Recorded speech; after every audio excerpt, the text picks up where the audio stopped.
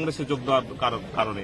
আবার তার সাথে আমার এখানকার নেতাকে যেহেতু সরাসরি বলেছিলাম আপনি তোলাবাজ নেতা, তোলাবাজি করতে আমি দেব না, আমার জীবন দিয়ে হলো এই বিধানসভাতে আমি লড়াই করে দেখিয়ে দিব আপনাকে, তার জন্যই তিনি আমার বাড়িতে লাগাতার সন্ত্রাস সৃষ্টি করাচ্ছেন পাবলিক দিয়ে, এবং তার সাথে প্রশাসন নিজেও থাকছে। প্রশাসন নিজে থেকে কালকে এই ঘটনা ঘটিয়েছে। আমরা বাড়িতে ডেপুটেশন দিয়ে এসেছি, যতক্ষণ ইলিয়াস চৌধুরী এবং মতিউর রহমান অ্যারেস্ট না হবে তার নামে আমি লিখিত কমপ্লেন দেবো।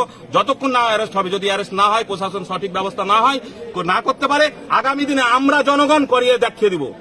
আমরা দেখিয়ে দিব পথ অবরোধ করে রঘুনাথগঞ্জ শহর আপনার জাম করে দেবো।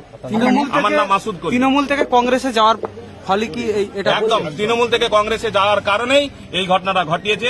আমাদের এখানকার নেতা গ্রাম নেতাই নিজে ঘটাচ্ছে, সেকেন্দ্রা এবং গিরিয়াকে উত্তপ্ত করে ভাবছে যে লুটপাট করে যে সন্ত্রাসী ভোটটা হয় এখনো।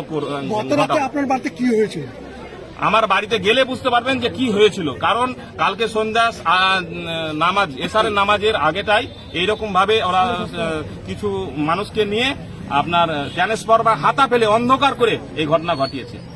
ব্যাপক সন্ত্রাস এবং পুলিশ সাথে ছিল। আপনি বাড়িতে কে কে ছিল? আমার মা ছিল, বাবা ছিল। বাবা নামাজ পড়তে মসজিদেই বাড়ি, মসজিদে নামাজ পড়তে ঢুকেছিল।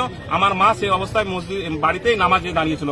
আমার মা এবং বাবা দুজনেই হাজী সাহেব, দুজনকেই এইভাবে বাড়িতে বয়স্ক লোককে অন্যায় অত্যাচার করা হয়েছে।